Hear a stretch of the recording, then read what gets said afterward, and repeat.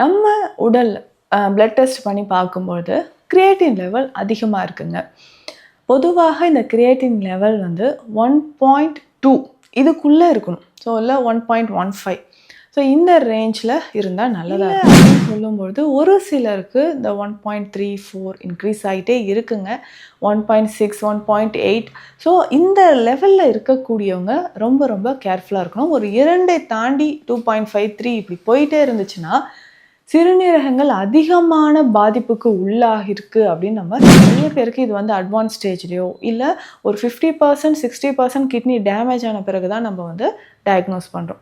So இந்த மாதிரி இருக்கக்கூடிய நபர்களுக்கு என்ன பண்ணலாம்? கிரியேட்டின் லெவல் அதிகமாகிட்டு போகுது. ஸோ 2 தாண்டி வந்திருக்குன்னா ரொம்ப ரொம்ப கேர்ஃபுல்லாக எல்லாம் பேஸ் பண்ணி நம்மளும் சிதா மெடிசன் ஸ்டார்ட் பண்ணும்பொழுது கொஞ்சம் டைம் வந்து ஒவ்வொருத்தருக்குமே வேரியேஷன் நடக்கும். 2 மாதங்கள்லையோ 3 மாதங்களையோ நமக்கு வந்து அது வந்து முற்றிலுமாக கிளியர் ஆகிறதுக்கான வாய்ப்புகள் இருக்குது.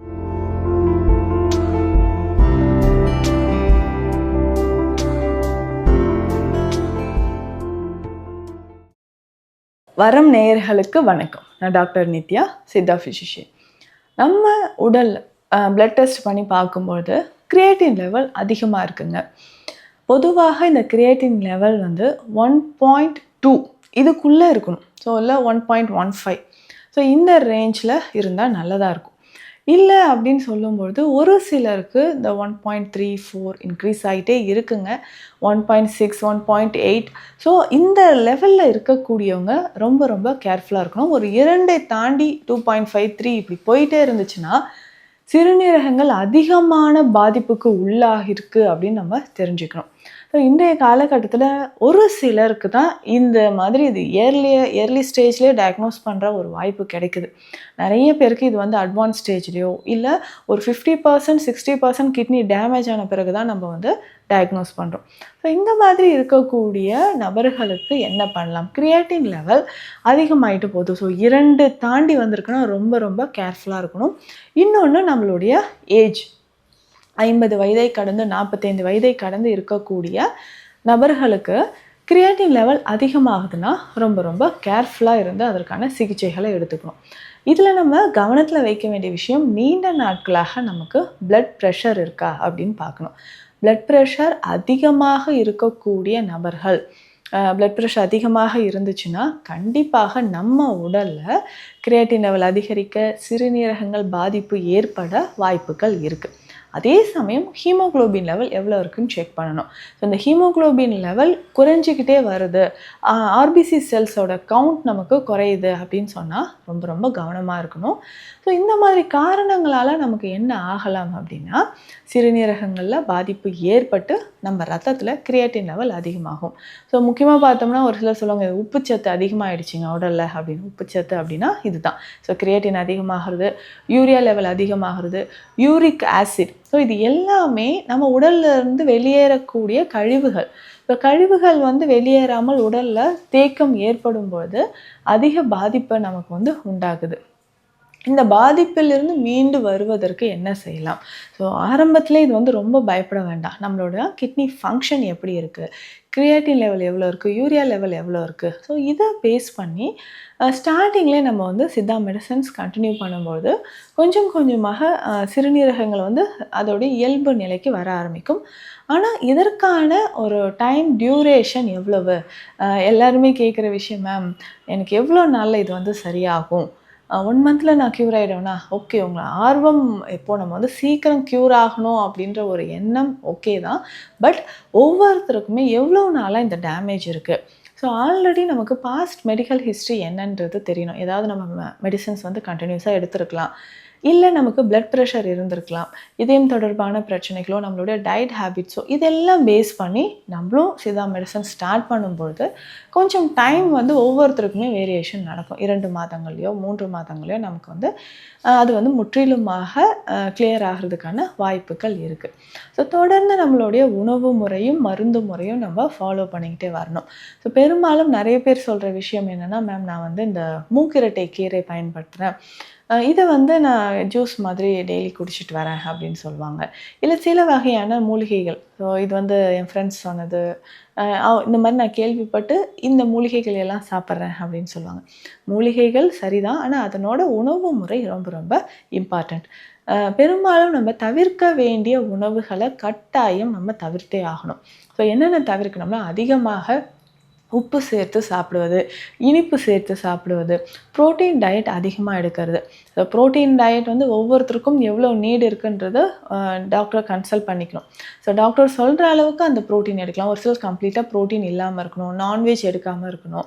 ஒரு சிலர் வந்து எந்த மாதிரியான புரோட்டீன் எடுக்கலாம், ஸோ நான்வெஜ் அவாய்ட் பண்ணிவிட்டு நேச்சுரலாக இருக்கக்கூடிய ப்ரோட்டீன்ஸ் மட்டும் எடுத்துக்கலாம். ஸோ ஒவ்வொருத்தரோட அந்த health issues and medical reports base பண்ணி தான் நம்ம வந்து அதை டிசைட் பண்ண முடியும். ஸோ உணவு முறைகள் அந்த மாதிரி கரெக்டாக நம்ம ஃபாலோ பண்ணிக்கிட்டே வந்தோம்னா யூரியா கிரியேட்டின் லெவல் நமக்கு நல்லாவே குறைய ஆரம்பிக்கும். இதுலேயுமே முக்கியமாக பார்த்தோம்னா பூனை மீசை அப்படின்னு சொல்கிற மூலிகை இருக்குது.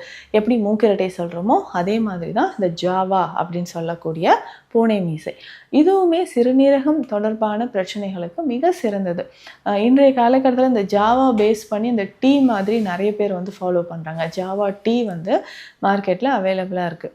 அதையும் நம்ம வந்து ஃபாலோ பண்ணிக்கலாம். அதற்கு அடுத்ததாக வந்து பார்த்தோம்னா ஜாவா டீ பயன்படுத்தலாம். அடுத்ததாக இந்த புனர்னவா அப்படின்னு சொல்லக்கூடிய மூக்கிரட்டை, ஸோ இதையும் நம்ம பயன்படுத்தும்போது கொஞ்சம் கொஞ்சமாக சிறுநீரகங்கள் நல்லாவே நமக்கு அது வந்து ஸ்டெனோசிஸ் அப்படின்னு சொல்லுவாங்க, ரீனல் ஆர்டரி ஸ்டெனோசிஸ்ன்ற கண்டிஷன். அந்த கண்டிஷன் இருக்கிறவங்களுக்கு புனர்னவா ரொம்ப பெஸ்ட்டான ஒரு மூலிகைன்னு சொல்லலாம். சிறுநீரகங்களுக்கு போகக்கூடிய இரத்த ஓட்டம், இரத்த நாளங்களில் வந்து சுருக்கம் ஏற்படுது இல்லையா, அதுதான். ஸோ அப்போ அந்த சுருக்கத்தை வந்து சரி செய்கிறதுக்கு நமக்கு புனர்னவா பயன்படுது. ஸோ இந்த மாதிரி அதுக்கப்புறம் பார்த்திங்கன்னா ப்ரெஷர், ஸோ பிளட் ப்ரெஷர் அதிகமாகும் போதும் டைரெக்டாக நமக்கு என்ன ஆகுதுன்னா சிறுநீரக பாதிப்புகள் ஏற்படுது. முக்கியமாக சிறுநீரகங்களுக்கு மேலே அட்ரினல் கிளான்ஸ் இருக்குது. ஸோ இதுவுமே ஏதாவது பாதிப்பு இருந்தாலோ, அட்ரினல் கிளான்ஸில் நமக்கு வந்து சிஸ்ட் இருந்தாலோ, அதனுடைய செக்ரீஷன், அட்ரினல் ஹார்மோன்ஸோட செக்ரீஷனில் பாதிப்புகள் இருந்தாலோ அடிக்கடி நமக்கு வந்து ஃபியர், டிப்ரெஷன் வந்துக்கிட்டே இருக்குன்னா சிறுநீரகங்கள் அதிகமாக பாதிப்பு ஏற்பட வாய்ப்புகள் இருக்குது. ஸோ இதனோட சேர்ந்து இன்னும் சில மூலிகைகள் என்னென்னா கற்றாழை. ஸோ அந்த கற்றாழையில் நல்ல சிவப்பு நிறத்தில் இருக்கக்கூடிய செங்கற்றாழையும் இருக்குது. ஸோ கிடைச்சா அதையும் நம்ம யூஸ் பண்ணலாம். கற்றாழை வந்து நம்ம தினம்தோறும் பயன்படுத்தலாம். ரொம்ப சிறந்த ஒரு மூலிகை அப்படின்னு சொல்லலாம். அதற்கு அடுத்தது பார்த்தோம்னா துளசி. துளசியை பொறுத்த வரைக்கும் நம்ம உடல் ஆரோக்கியத்திற்கு ரொம்ப ரொம்ப முக்கியம். ஸோ அதே மாதிரி தான் சிறுநீரக பாதிப்பை சரி செய்கிறதுக்கும் நமக்கு துளசி ஒரு முக்கிய மூலிகையாக பயன்படுது. இதையும் நம்ம பயன்படுத்தலாம். எப்படின்னா துளசி சாறு. ஸோ துளசி சாறு எடுத்து ஒரு 50 ml அளவுக்கு கொஞ்சம் வெந்நீர் கலந்து நம்ம துளசி கிடைக்கும் போதெல்லாம் அதை வந்து நம்ம பயன்படுத்திக்கிட்டே வரலாம். அடுத்ததாக சீரகம். சீரக குடிநீர் வந்து நம்ம பயன்படுத்தலாம். சீரக குடிநீர் அப்படின்னு சொல்லும்போது ரொம்ப சிம்பிள் தான். ஒரு ஸ்பூன் அளவு சீரகம் போட்டுட்டோம்னா ஒரு 3-4 கிளாஸ் தண்ணீர் விட்டு நல்லா பாயில் பண்ணணும். ஸோ இந்த தண்ணீரை ஒரு நாளைக்கு எப்போல்லாம் நமக்கு வந்து தாகம் எடுக்குதோ அந்த அளவுக்கு கொஞ்சம் கொஞ்சமாக நம்ம குடிச்சிட்டே வரணும்.